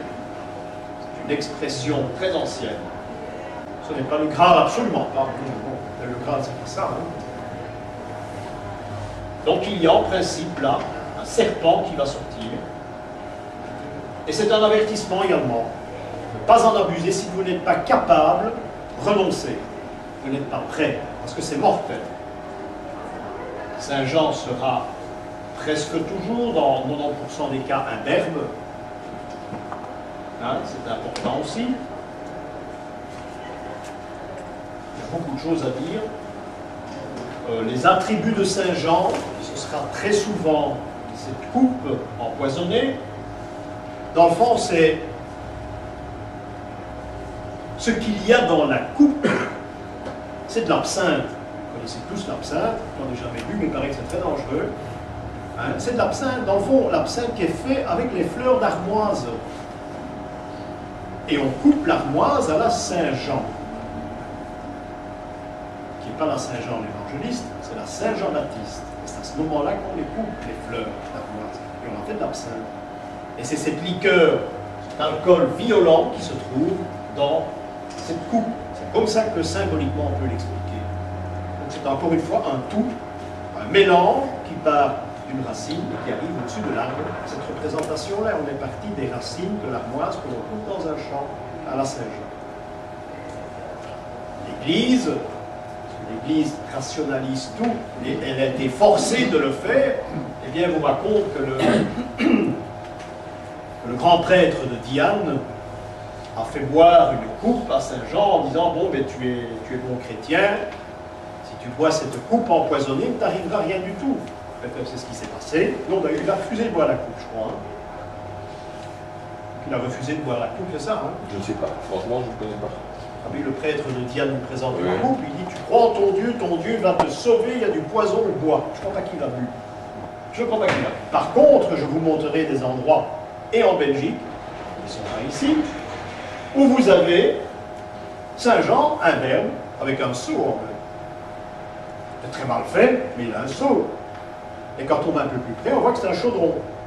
Et lorsqu'on lit l'Apocalypse de Jean, on voit que Jean a subi un martyre, on l'a trempé dans un chaudron d'huile bouillante, et il en est bien sorti. Et ça, c'est une petite histoire de Saint-Jean que l'on connaît très, très peu chez nous. En Espagne, on connaît cette histoire. Mais vous verrez un personnage, un verbe, avec un chaudron, hein, ce sera Saint-Jean. Méfiez-vous des attributs des saints qui peuvent avoir une importance, mais qui vous lanceront un message tout à fait différent. Et c'est celui de Saint-Jean l'évangéliste. Voilà un petit peu pour parler du personnage, qui est le personnage fétiche de l'initiation. On est initié par Saint-Jean. Certainement pas par la Vierge. Pour arriver au Christ, au Verbe, il faut passer obligatoirement par Saint-Jean l'évangéliste. Ça c'est très important, c'est d'ailleurs une des choses les plus importantes dans la gnose que nous étudierons un petit peu plus tard. Voilà encore un personnage que l'on rencontre à l'entrée de nos églises, qui vient nous accueillir. Et en principe, il doit avoir son âme. En principe, Saint Nicolas, dans la représentation ancienne, a toujours son âme. Sur le dos de l'âne, il y a des hottes, une gauche, une droite, une soneste vex, vous verrez. Hein? Et dans ces hottes, il y a des pommes d'or. Pommes d'or. Plus tard, on n'a plus compris ce que représentaient ces pommes d'or, et on en a fait des oranges. Un petit peu comme mon brave moine, qu'on a transformé ces pains en pièces d'or. Et c'est la raison pour laquelle, je crois que nous sommes tous des aînés ici, quand votre grand-maman vous donnait votre Saint-Nicolas, il y avait souvent des oranges. Vous vous rappelez de ça? C'est ça la signification. C'est que l'orange est un fruit assez exceptionnel. Hein, quand nous recevions notre Saint-Nicolas. Eh bien, ça c'est Saint-Nicolas. Ce sont des boules d'or que Saint-Nicolas transporte. Nous verrons ça dans tous les détails plus tard, hein, quand nous ferons de l'alchimie. Saint-Nicolas a ses boules d'or en main, dans la hotte, transformera plus tard en orange, et ce sont les oranges de la Saint-Nicolas. Donc, il a toujours, ou il devrait toujours avoir son âme, et encore un autre personnage qui est le Père Fouettard. Le Père Fouettard qui est petit et qui, en principe, est tout noir. Les pommes d'or, en quelque sorte, c'est mythologique. Ce sont les pommes d'or du jardin des Hespérides. Hein, c'est ça que ça veut dire. c'est très long à expliquer, on verra ça à une autre occasion. Au moment, on parle représentation, début de séquence symbolique. C'est ça le but. Quand Saint-Nicolas a un âne, pour être complet, eh bien, il doit avoir un petit singe sur l'âne. Ça fait qu'on a les deux éléments. Je n'en ai pas, j'en ai jamais trouvé. Il doit y avoir des lithographies dans les livres religieux où on peut retrouver ça. Donc on a Saint-Nicolas, on a le père fouettard, on a l'âne qui peut s'initier, qui a des grandes oreilles, et on a le singe sur l'âne qui se fout de tout. Donc là, on a tout de même affaire à une représentation assez complexe. Ces pommes d'or sont évidemment les pommes de la connaissance, les pommes de la lumière. C'est le résultat des alchimistes, c'est-à-dire créer de l'or. C'est pour ça que Saint-Nicolas fait partie d'une pléiade de saints, que l'on, comme Sainte-Barbe d'ailleurs, et d'autres, que l'on vénère en alchimie. Nous aurons une leçon complète, peut-être pas cette année-ci, où je vous décrirai ce que c'est que l'alchimie de A à Z en un cours. C'est très prétentieux. Hein. De A à Z, en un seul cours, je vous présenterai la Grande Place de Bruxelles, maison par maison. Et nous ferons le lexique alchimique de la Grande Place de Bruxelles et vous aurez tout compris. Disons tout compris ce qu'on veut bien vous faire comprendre. Derrière l'alchimie, il y a toute autre chose qui se cache. Chose à laquelle je n'ai pas accès. On va en parler ensemble, pourquoi pas. Alors ici, c'est une représentation très curieuse. Et c'est une statue qui a été photographiée à Wavre, à l'église Saint-Jean-Baptiste, parce que jadis, les mamans allaient devant cette statue avec le petit enfant qui pleurait, qui était très méchant, en le menaçant qu'il ne recevrait pas de Saint-Nicolas. Le petit personnage qui est là, on l'a toujours pris pour le père Fouettard, et le comble, c'est que les gens de Wavre l'ont canonisé, c'est Saint Fouettard. Alors imaginez-vous ce que devient ce personnage de Saint-Nicolas, hein, avec un des trois petits-enfants, c'est rare, en général ils sont trois, et bien il y en a un, et on l'a pris pour Père Fouettard, et c'est devenu Saint Fouettard, ce qui veut dire qu'à Wavre, il y a un Saint Fouettard. Très curieux, c'est unique, je ne l'ai jamais rencontré ailleurs, mais je n'ai pas tout vu. Hein.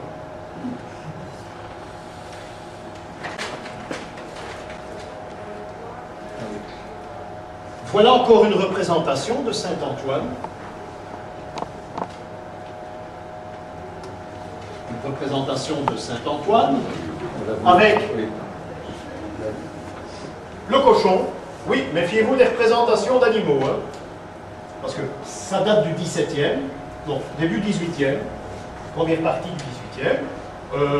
Il y en a beaucoup qui ne savaient pas comment était fait le cochon. Hein.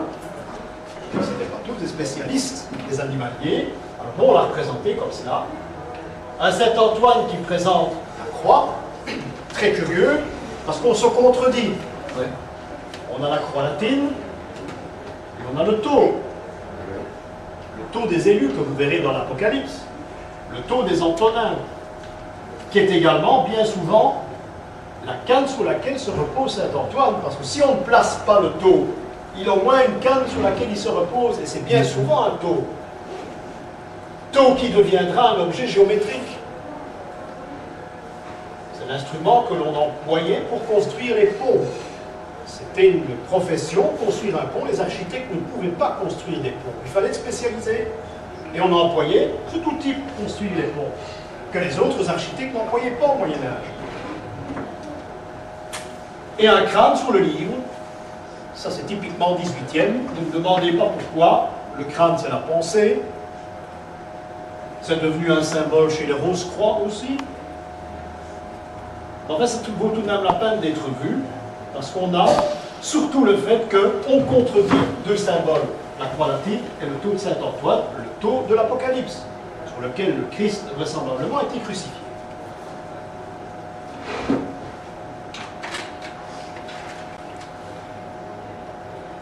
Vous voyez cette représentation de Saint-Antoine à l'entrée de l'église, encore une fois.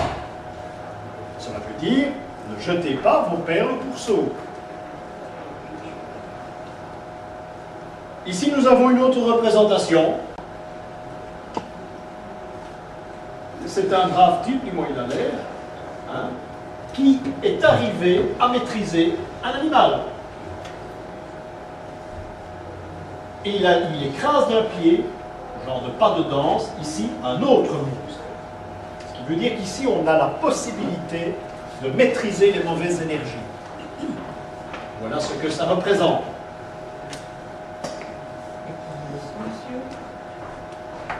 Un illustre inconnu, c'est peut-être un monstre. Voilà. Je ne sais pas. Il y avait une statue au-dessus qui n'a jamais existé. Il n'y a pas de nom, on ne marque jamais des noms en dessous des statues. Si vous rencontrez des cathédrales, des églises où il y a des noms gravés en dessous des statues, c'est qu'elle est nouvelle. Dans le temps, aux gens, il ne fallait pas mettre de nom, ils savaient. Ça va de soi. Et si vous voyez des noms peints, ou gravés même, c'est nouveau. Toutes les statues de l'hôtel de ville sont archi nouvelles. Chaque statue a un nom d'un personnage gravé. La statue date de 1870, 1875. Il n'y avait pas de statue à l'hôtel de ville non plus, comme à Sainte-Gudule. Mais il y avait toutes les niches, elles étaient prêtes. Probablement un sponsor qui n'a pas payé au dernier moment. Hein. Enfin, n'empêche, il n'y en a jamais eu. Mais actuellement, toutes les statues existent à l'hôtel de ville. Il y en a rempli, mais tous les noms sont gravés et en flamand en plus. Pour des personnages typiquement français et francophones, on dirait maintenant, ben, leur nom est gravé en flamand. Ça, c'est la politique du 19e siècle. Ça prouve bien à l'époque que ça a été réalisé. C'est une double preuve. Donc ici, on a un personnage qui maîtrise les mauvaises énergies parce qu'il étrangle un démon et il place le pied sur l'autre.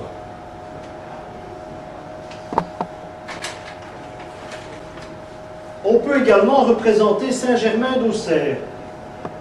Saint-Germain d'Auxerre sera toujours représenté sous les routes de pèlerinage. Pèlerinage vers Rome notamment. Hein, ça veut dire qu'à partir de ce moment-là, eh bien, il aura comme attribut l'âne également. Et le singe, Saint-Germain d'Auxerre, donc, a les deux attributs. Le singe ou l'âne, pas les deux. Il y a beaucoup de saints qui ont des ânes à leur côté. Hein. Il y a Saint-Marcel, qui est un pape d'ailleurs. Saint-Marcel. Il y a Saint-Hilarion. Saint-Hilarion aussi. Il y a Saint-Gerlach en Hollande. Je crois qu'on en a vu il y a quelques temps, il y a quand même quelques temps, il y a quelques années. C'est un village hollandais. Donc, les attributs de ces saints-là, que je viens de vous citer, ce sont des avertissements. Vous savez maintenant ce qui vous attend en entrant dans une église.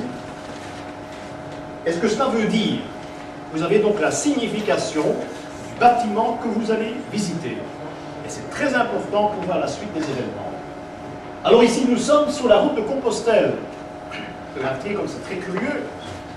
Tout a une histoire, tout a une importance. Vous rentrez dans cette église, je crois que c'est à Aulnay, je pense. Je crois que c'est Aulnay, je pense. Hein. Vous avez une représentation, vous avez des animaux qui se font face. Ah, ça peut être n'importe quoi. Hein. En examinant bien et de près, eh bien, ce sont deux éléphants. C'est presque des serres-livres. Un peu stylisé. Mais sur la route de Compostelle, on retrouve parfois des représentations moyenâgeuses de l'éléphant. Et pourquoi? Eh bien, je vous l'ai dit, ça a toute une histoire. C'est que qui a créé la route de Compostelle? Ce sont en quelque sorte les bénédictins. Seulement, il fallait un chef d'armes pour créer cette route, pour déblayer la route, pour s'occuper un petit peu d'économie et tout ce qui s'ensuit. Et ce grand chef d'armes, c'est Charlemagne. Chose que l'on ignore maintenant, et qu'on apprend certainement plus à l'école, et ailleurs non plus, c'est que le symbole de Charlemagne, c'était l'éléphant. L'éléphant, pour Charlemagne, était un animal sacré. Pourquoi? Eh bien parce qu'il y a une époque où on dit que les musulmans et les chrétiens se disputaient, s'attendaient au coin des rues, c'est tout à fait faux. À l'époque de Charlemagne, au IXe siècle, eh bien, ces gens se font des cadeaux. Le grand sultan offrait des cadeaux à Charlemagne et vice-versa. Ça se faisait. Charlemagne a reçu un jour, d'Abdul el-Rachid, il a reçu un jour un éléphant tout blanc. On a amené cet éléphant, vous voyez ça d'ici, par les Alpes, etc. Il a reçu ce magnifique cadeau à Aix-la-Chapelle, un très bel éléphant, et pour lui ça a été une sorte de talisman. Il a placé l'éléphant sur ses fanions, Et devant cette troupe sur les champs de bataille, il y avait toujours l'éléphant. On ne voit plus jamais un Charlemagne, j'attends toujours qu'on me le présente dans une reconstitution, ou une conférence, on ne sait plus ça. Mais il y a encore un témoin et une trace, c'est sur la route de Compostelle que Charlemagne a ouverte officiellement, où on trouve de temps en temps cet éléphant. À une époque, on savait absolument parce que c'était un éléphant. Mais là, ça doit dater en principe du XIIIe siècle. Hein. On a représenté les deux animaux, l'un en face de l'autre, c'est rarissime. Et il y en a encore, mais qu'on trouve très difficile à reconnaître. Donc ici, on doit décrypter une histoire. À la limite, on sait qu'on est sur le bon chemin si on va à Compostelle. Ça veut dire qu'à une époque, Compostelle, c'est un pèlerinage, c'est un sacrement de pénitence. On allait à Compostelle, non pas pour faire du footing, mais pour y passer ses vacances, et par punition, on allait à Compostelle. Il fallait marcher. Pour racheter ses péchés, il fallait marcher. Soit à Compostelle, soit à Rome. Donc, c'est le sacrement de pénitence, en quelque sorte. Cette marche vers Compostelle. Il n'y avait pas de livre, il n'y avait pas de guide, il fallait s'orienter soi-même de paroisse en paroisse. Vous imaginez le Compostelle au Moyen-Âge. Hein? Et c'est grâce à des signes comme cela, quand vous reveniez de Compostelle, on en revenait rarement. Parce que vous reveniez de Compostelle, vous étiez initié. Pour aller à Compostelle, on logeait à la Belle Étoile. Et lorsqu'on revenait de Compostelle, vous aviez l'autorisation de dormir dans des abbayes, par exemple. Chose que vous absolument, il ne faut pas croire ça qu'on allait dormir dans une abbaye en allant à Compostelle. Hein. C'est tout à fait faux. Vous n'avez pas accès. Mais en revenant, oui. Comme laissez passer, vous aviez la coquille. La vraie, celle qu'on trouve à Compostelle. Mais vous pouviez loger dans les abbayes, vous étiez initié. Mais je vous dis, sur 10 personnes, il y en a certainement 8 qui ne revenaient pas. C'est un voyage épouvantable. Déjà maintenant, c'est pas simple, mais c'est amusant. Mais au Moyen-Âge, il faut s'imaginer ça. Hein. Donc, en quelque sorte, c'est balisé. La route de Compostelle est d'ailleurs balisée. Hein. On y trouve des Saint-Gilles, par exemple. Et d'autres saints qui font partie de la panoplie des pèlerins. Donc, voilà pour ces éléphants historiques.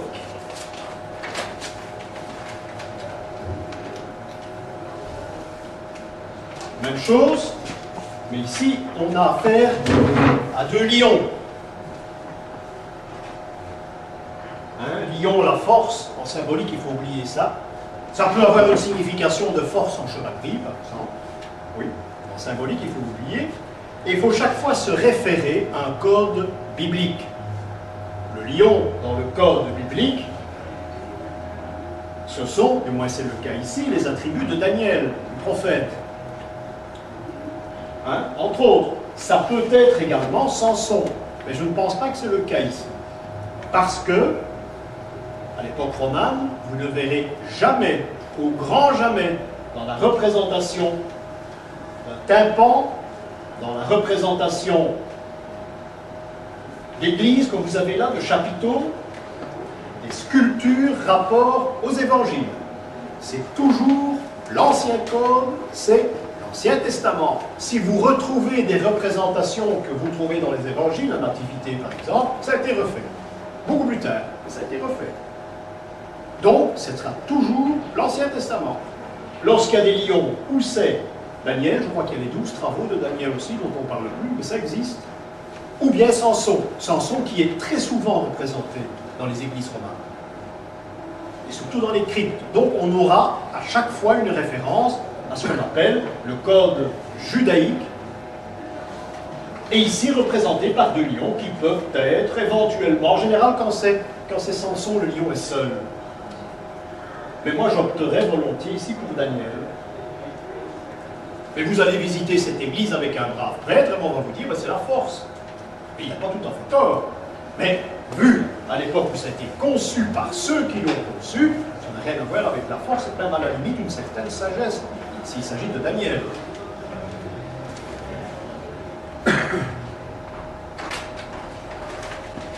Voilà encore un avertissement. Et ici vraiment, hein, il est récent. Hein. Je dis il est récent, il a peut-être été fait il y a un siècle. Rien ne nous empêche de croire qu'il y en avait un autre comme ça, au même endroit, à l'entrée de l'église. Vous rentrez ici, hein, et au-dessus, ça veut dire vous taire. Pas le fait de ne pas parler dans l'église, mais ce que vous allez hériter comme enseignement, il ne faut pas le divulguer. Il faut se taire, il faut être prudent. Toutes ces statues d'entrée d'église, et même dans les églises, ça n'a pas été placé là au hasard, c'est pas de la décoration. La décoration, c'est un très méchant mot qui va commencer à la fin du XVIe siècle. Hein, au début du XVIe siècle, vous avez un très beau tableau chez vous qui parle. Après, c'est de la décoration de salon. Une fois qu'on a ces grandes vierges avec des fruits et des coupes dans tous les sens, c'est des ridicules, on dit quand même une symbolique. Tout ça tombe une fois que ça devient de la décoration. Alors ici, j'imagine que ça a été refait, ça a été retaillé d'une autre façon à la fin du siècle dernier, mais on a conservé, j'espère, on a conservé l'idée qu'il y en avait un autre qui se trouvait là. S'il s'agit d'une église qui a été complètement refaite.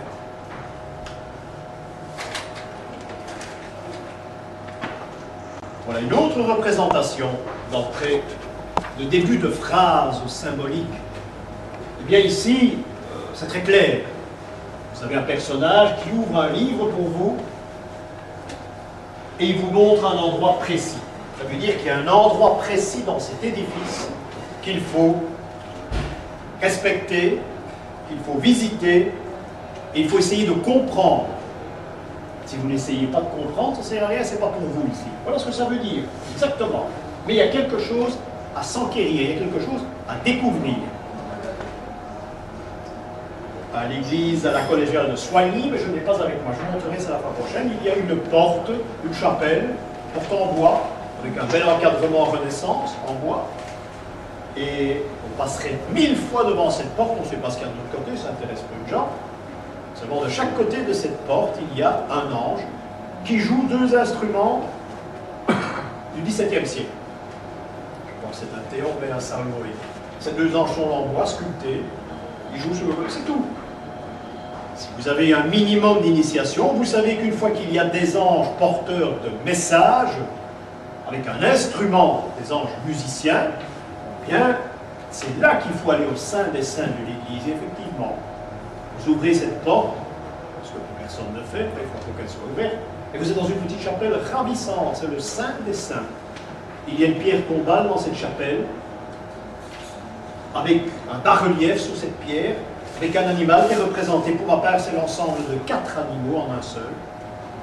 Hibou, une poule, un coq et encore un autre, et un serpent. Ensemble, on ne sait pas qui a été inhumé là, on ne sait pas ce que ça représente. On ne sait pas. Et voilà une chapelle donc qui est réservée à l'initié. On l'invite à entrer à cet endroit. Il doit découvrir certaines choses. Non, de vous à moi, on n'a jamais rien découvert parce qu'on ne peut pas. On a perdu un fil. Il y a des choses qui nous échappent fatalement. Ce qu'on a pu récupérer, on récupère. Mais ce n'est pas toujours évident. Voilà pour soigner. Je vous montrerai ça la fois prochaine. Ici, ça sera plus difficile à voir. La chapelle est là. Déjà, non, ce n'est pas une chapelle. Je vais mettre en place. Non, c'est un narthex d'une église. Vous entrez, il y a un avertissement terrible. C'est une chauve-souris. La phrase symbolique qui commence par une chauve-souris porte malheur. La chauve-souris, c'est la mort. Vous savez, la chauve-souris, on la clouait sur les portes des fermes jadis, quand on nous disait ceux qui habitaient dans la propriété. Donc, chauve-souris, ça veut dire très dangereux, ne pas s'exprimer, ne rien abuser, ne rien retenir. Il faut vraiment, vous deviez venir à cet endroit pour entrer. Elle est là. Il y en a une également en Orlec à Saint-Guidon. Et elle est placée très bizarrement, puisqu'elle donne accès à la chapelle Saint-Guidon. Reste savoir si cette chapelle Saint-Guidon ne renfermait pas autre chose jadis. L'église Saint-Guidon dit aussi une nouvelle église. Le clocher de Saint-Guidon est un clocher 1900 et tout le reste aussi. Donc, il y a quelque chose d'épouvantable à l'endroit où vous voyez une chauve-souris. Elle est là dans le coin.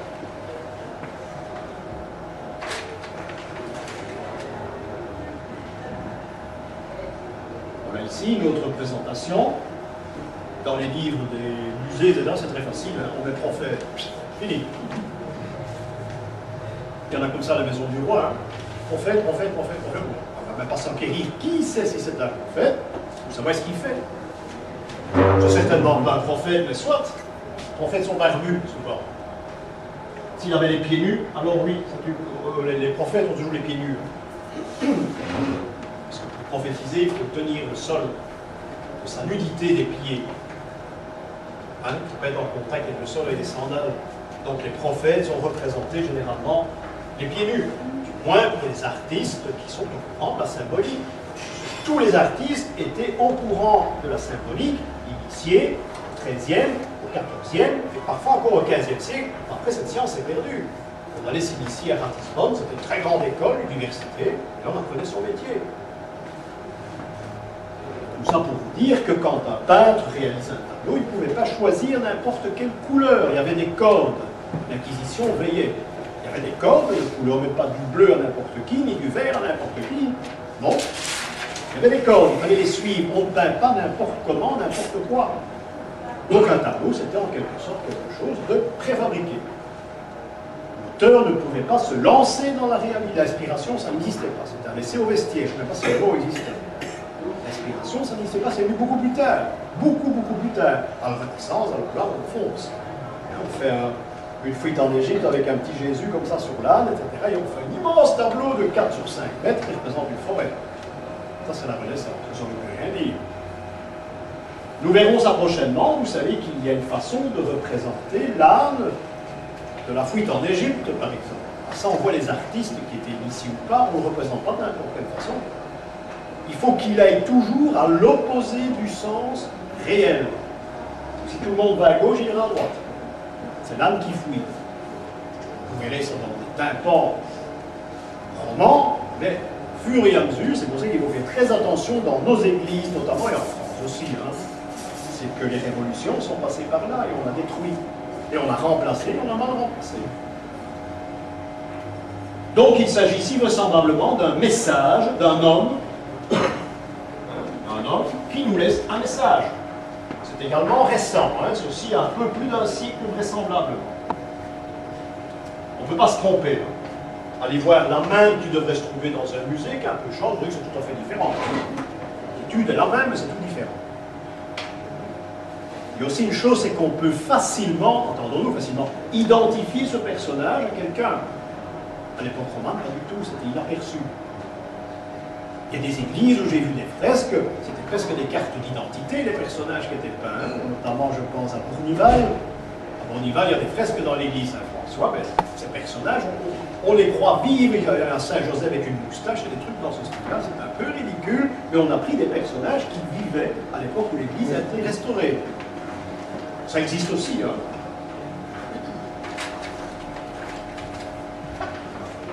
Alors ici,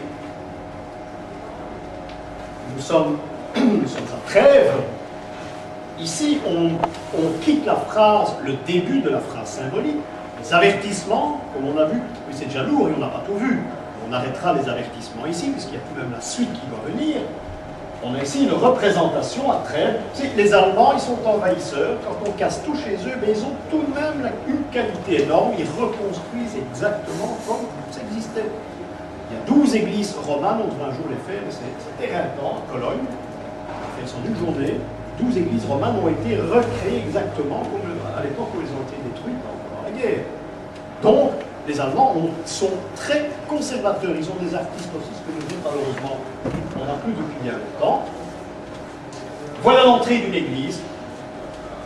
À Trèves, c'est une entrée qui est très parlante parce qu'on a touché à rien. Ce qui est rarissime, si ces statues datent d'après-guerre, et vous le voyez, on ne peut pas se tromper, eh bien on les a respectées.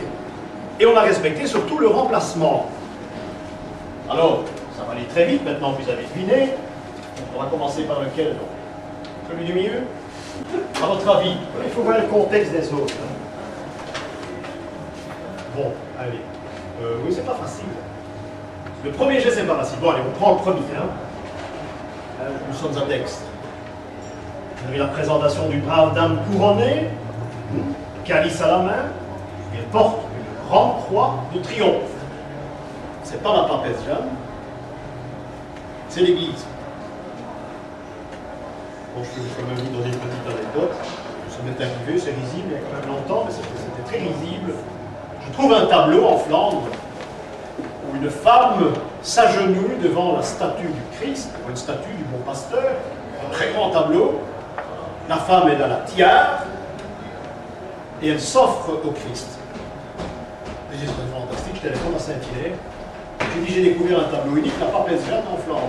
Bon, ils se sont rigolés pour commencer. Bon, et alors, je suis retourné, j'ai photographié le tableau. Et il s'agissait d'un symbole 19e siècle. C'était l'église représentée par le pape. Et comme l'église est au féminin, c'était une femme qui se présentait devant le Christ, le Sauveur. Et dans ma candeur naïve, il y a 20 ans, je croyais que c'était la papesse Jeanne. C'était une découverte, hein, mais c'était pas ça. Il a rigolé 2 fois. J'ai jamais vu ma photo. Bon, nous avons l'église au féminin, qui est présentée par une femme, couronnée, la croix de la victoire et le calice. En avant-plan, c'est ce qui vous accueille. À côté de cela, eh bien, on a un personnage qui est barbu, obligatoirement, qui a une peau de chameau. Oui, mais normalement, il faut savoir que c'est une peau de chameau maintenant. Au Moyen-Âge, on présentait une peau avec tous des dessins assez caractéristiques. C'est plus possible, on n'est plus au Moyen-Âge, nous sommes en 1950. Hein? C'est Saint Jean-Baptiste, toujours barbu, il se trouve ici. Donc, c'est qu'il y a tout de même un intérêt dans cette église. L'église Saint Jean-Baptiste qui baptise le Christ.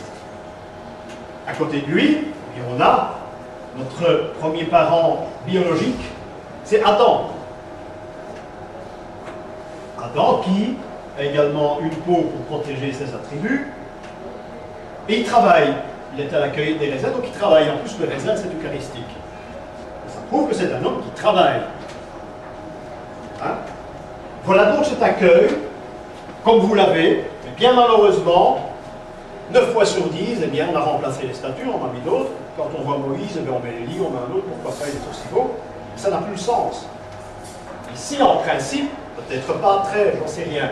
Si vous deviez chaque fois avoir un élément qui concrétise l'existence de ces personnages. Ce n'est pas le cas ici.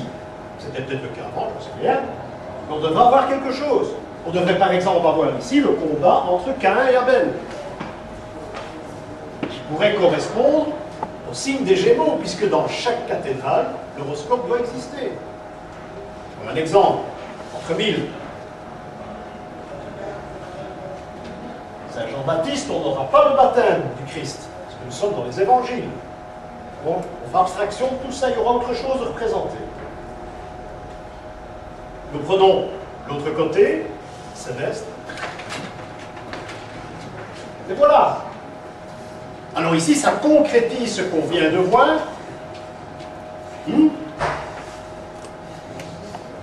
Ici, on a Ève.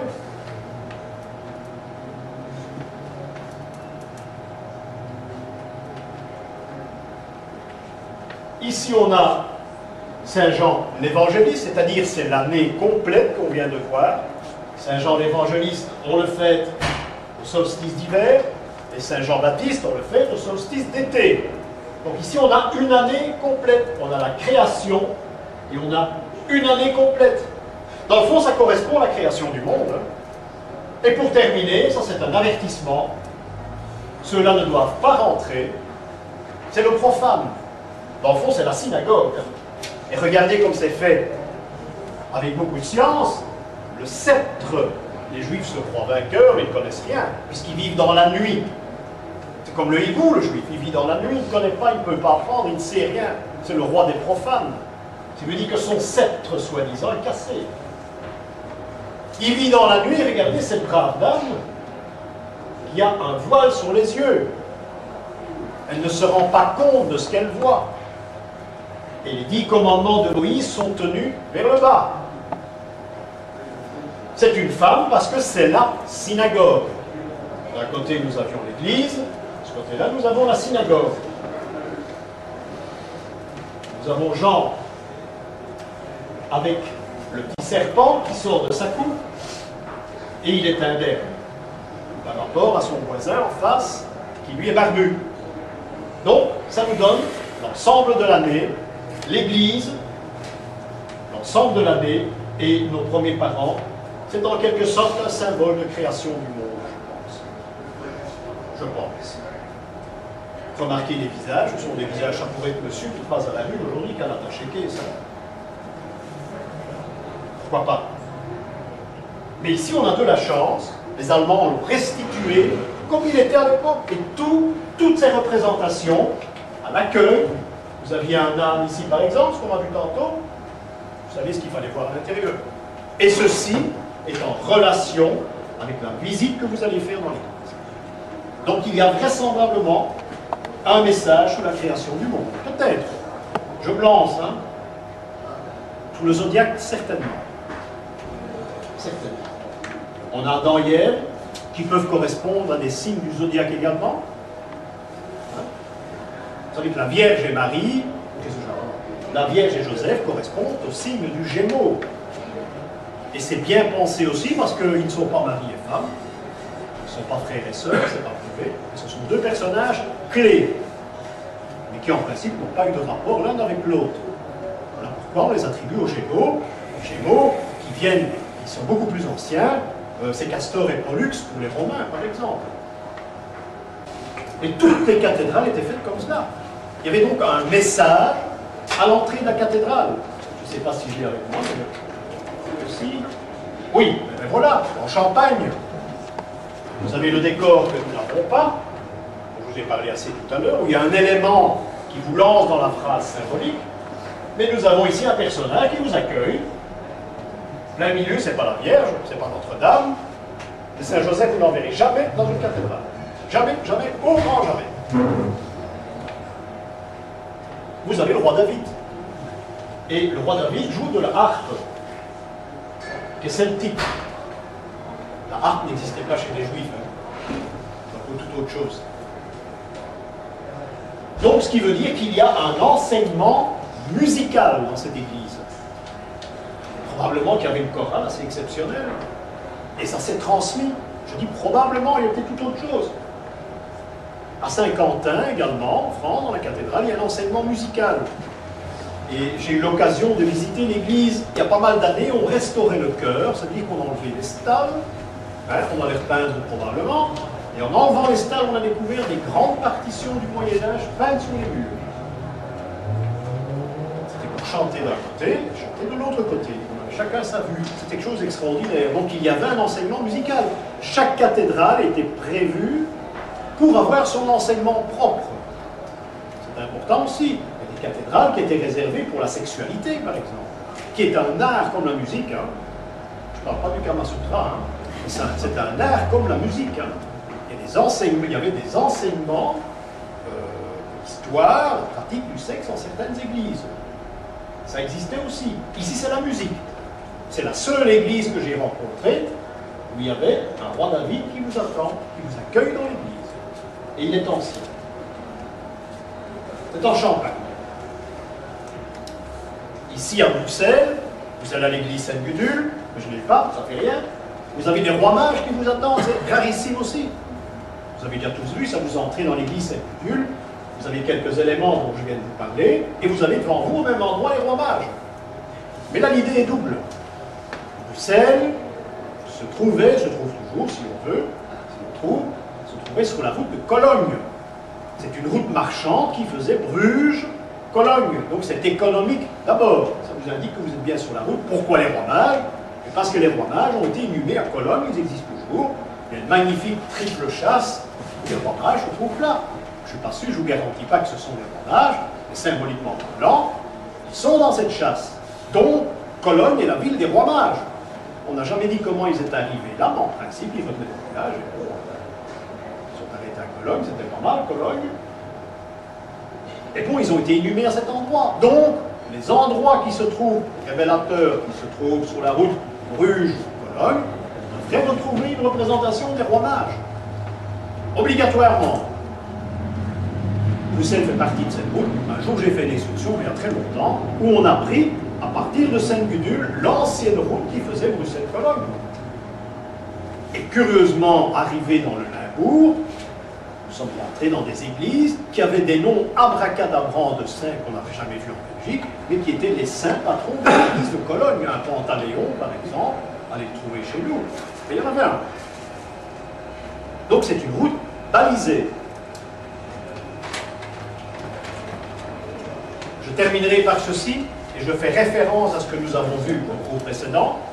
Je vous ai parlé du carré Sator. Le carré que je vous ai présenté en dessin, mais malheureusement pas réel, puisqu'il n'y en a plus chez nous. On l'a un en France, dans la Loire, où on voit Sator, Tenet, Opéra, Protas, dans tous les sens. Vous avez ce qu'on appelle un carré Sator qui est ancien, il est du Moyen-Âge.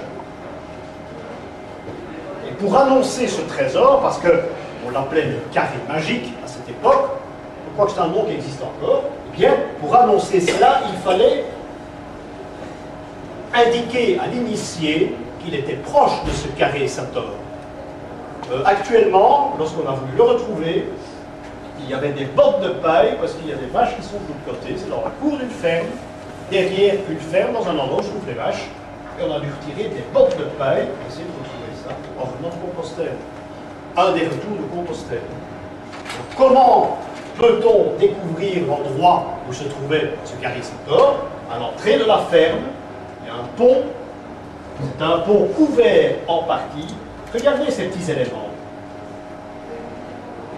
Ça peut faire penser à des fils à plomb, mais c'est pas ça. C'est pas ça, c'est ce qu'on appelle un fer à planche. Et il y a même un fer à planche ici avec un petit calvaire, mais un calvaire avec des marches. Ce qui est important, c'est pas la même chose. C'est un fer à planche, c'est le signe de la croix. Mais quand vous voyez un calvaire avec des marches stylisées, c'est le Golgotha, et ça veut dire qu'il y a quelque chose à trouver à cet endroit. Je vais vous en citer un au hasard, mais l'on n'a jamais cherché, c'est à l'abbaye du Rouge-Cloître, par exemple. Il y a cette représentation, c'est très grand dans les briques, dans le ton des briques. Donc il faudrait chercher quelque chose, on n'a jamais cherché, on n'a jamais trouvé. J'ai le détail que je trouve plus. Le voilà. Voilà ce fer à planche, il y en a là. Et vous entrez dans la ferme et vous découvrez le carré Sator. C'est l'indication qu'il y a quelque chose à découvrir et qui existe toujours. Alors qu'est-ce que c'est qu'un fer à planche? Mais c'est un fer à cheval, banal, mais il n'y a pas de vide ici. Il y a une petite plate en fer qui relie la gauche à la droite. On mettait ça, je l'ai su bien plus tard avec un contact que j'ai eu avec un forgeron en Wallonie, il m'a dit ça existe toujours. C'est ce qu'on met aux pattes des chevaux, comme on dit chez nous, les pieds plats, qui avancent mal. On leur met ça. Alors quand vous avez cette représentation, il y a quelque chose à enquérir, il y a quelque chose à trouver de très important. Et c'est le cas en revenant de Compostelle, et on a cherché, attention, celui qui nous a montré l'endroit, hein, il savait que ça existait. Et grâce à ceci, on savait exactement que c'était là qu'il fallait chercher. Évidemment, on arrive dans l'endroit où les vaches, hein, ça sent pas très bon pour commencer. On le fermier, on lui offrait une bouteille de vin rouge, il était content. Et on a enlevé toute la paille, et on a découvert ce carré Sator. Ne prenez pas le mot trésor à la lettre, on termine pas là-dessus. Trésor à découvrir, oui. La croix que je vous ai montré, le calvaire, trésor à découvrir, oui. C'est un petit peu comme chez les Templiers, hein. Trésor à découvrir, mais ce ne sont pas les pièces de monnaie mal peintes chez notre saint du début. Hein. C'est un trésor initiatique qui a découvrir. Rouge-Cloître, ça existe, on n'a jamais fait de tour. On n'a jamais regardé, on ne sait pas, on s'interroge, ça existe, c'est là. Donc il y a quelque chose à découvrir, ou il y avait quelque chose à découvrir au Rouge-Cloître. Ici, il y a des choses à découvrir, et c'est le carré magique que je vous ai montré. Je terminerai par là en vous donnant un indice qui a peut-être à voir avec la symbolique, mais c'est très curieux.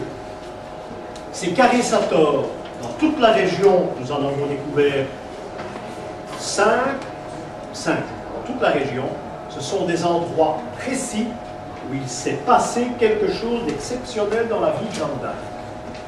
Ce qui veut dire qu'en reprenant ces carrés Sator, qui avaient été faits au Moyen-Âge, hein, ont été faits à l'époque de Jeanne d'Arc, c'est bien possible, peut-être après aussi, il y a un rapport entre la vie de Jeanne d'Arc et ces carrés Sator. Lequel il y a des travaux à faire dans ce domaine-là, mais pourtant c'est vrai. J'ai toujours dit quand on m'a montré cela, hein, la mariée est trop belle, c'est ce que je dis souvent quand c'est trop beau. Quand Il me montre une grotte qui vient d'être découverte avec des fresques extraordinaires. Je dis, ça a été visité avant, c'est pas possible. Il dit, la mariée est trop belle. Ben, ici, c'est le cas, mais je cherche toujours. Et pourtant, c'est vrai, ce sont des endroits cruciaux dans la vie de Jeanne d'Arc. Il y a chaque fois un charissator et au moins un fer à planche qui indique ici qu'il y a une découverte. Mais je crois qu'on en a assez fait aujourd'hui. Merci. Voilà. Alors la fois prochaine,